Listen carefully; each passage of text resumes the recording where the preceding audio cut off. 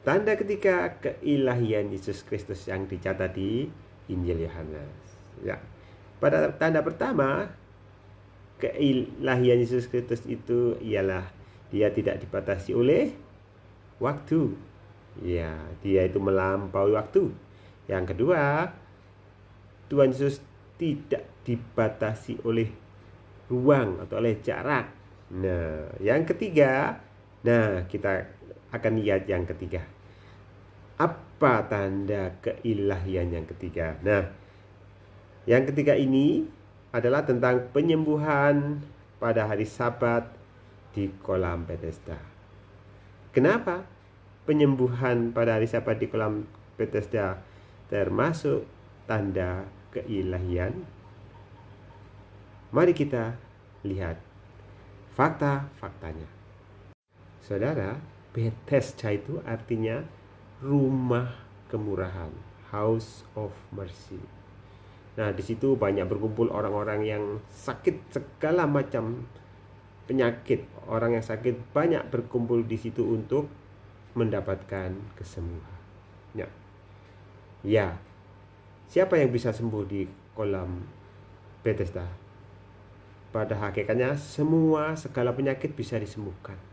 Tapi ada syaratnya ya.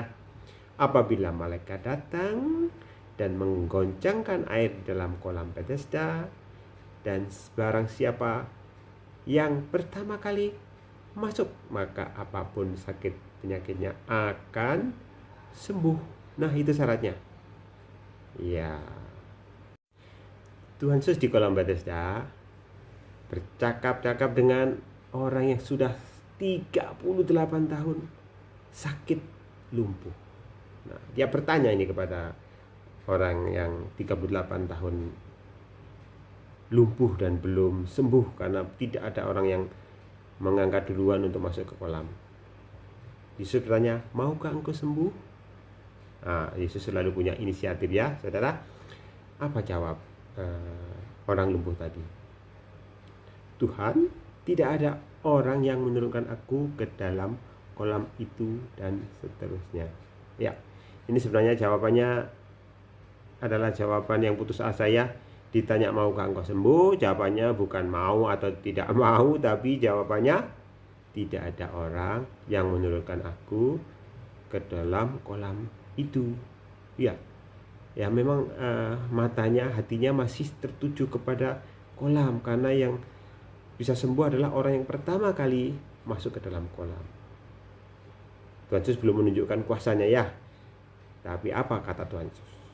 Ya, bilang kepada orang yang lumpuh itu, bangunlah, angkatlah tilammu, dan berjalanlah. Nah, orang tersebut mengikuti apa yang dikatakan Tuhan Yesus. Ya, bangun, dan seketika itu sembuh, saudara. Ya, bangun dulu baru sembuh, bukan sembuh dulu baru bangun ya. Kemudian mengangkat tilam dan berjalan. Nah, lantas apa tanda keilahian dari Tuhan Yesus, saudara? Ya, biasanya orang yang mau disembuhkan oleh tabib, oleh dukun tuh banyak syarat. Misalnya harus bawa ayam hitam lah, minum air kembang lah. Tuhan Yesus hanya berkata, hanya berfirman, bangunlah, angkatlah tilammu, dan berjalanlah. Maka terjadilah sesuai dengan apa yang difirmankannya, apa yang dikatakannya. Kenapa? Karena dia adalah Sang Firman, saudara. Dia adalah Sang Firman, ya Allah itu sendiri. Itulah tanda keilahian Tuhan Yesus Kristus. Ya, sangat luar biasa. Tidak perlu kita ragu-ragu bahwa Yesus adalah Tuhan. Yesus adalah Allah yang Maha Kuasa. Itu adalah tanda keilahian yang ketiga yang dicatat dalam Injil Yohanes. Sebenarnya ada banyak hal-hal, saudara, yang menarik dari proses penyembuhan orang lumpuh di kolam Bethesda ini. Ya, mungkin satu saja yang mau saya sampaikan ya, bahwa di kolam Bethesda ini disebutkan di dalam Yohanes 5 ayat 3 begini bunyinya. Dan di serambi-serambi itu berbaring sejumlah besar orang sakit, orang-orang buta, orang-orang timpang, dan orang-orang lumpuh yang menantikan goncangan air kolam itu. Ini adalah sebenarnya gambaran manusia kita semua, saudara. Kita itu dulunya adalah orang yang tidak bisa melihat, orang buta, kemudian orang timpang atau tidak bisa berjalan, atau lame dalam bahasa Inggrisnya, dan orang lumpuh. Lumpuh di sini adalah tangannya tidak bisa bekerja, gitu ya.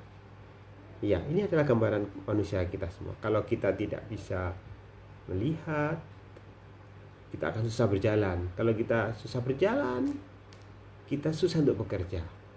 Ya, itu yang disebut di dalam Yohanes 5 ayat 3. Itu adalah gambaran kita semua. Kalau kita tidak punya pewahyuan dari Tuhan Yesus, tidak punya pewahyuan, nggak bisa melihat, maka kita tidak bisa berjalan, dan kemudian kita tidak bisa bekerja. Oleh karena itu, mintalah pewahyuan dari Tuhan Yesus supaya kita bisa melihat apa yang Tuhan kehendaki, kita bisa berjalan bersama Dia dan bekerja bersama-sama Tuhan. Terima kasih. Tuhan Yesus memberkati saudara. Amin.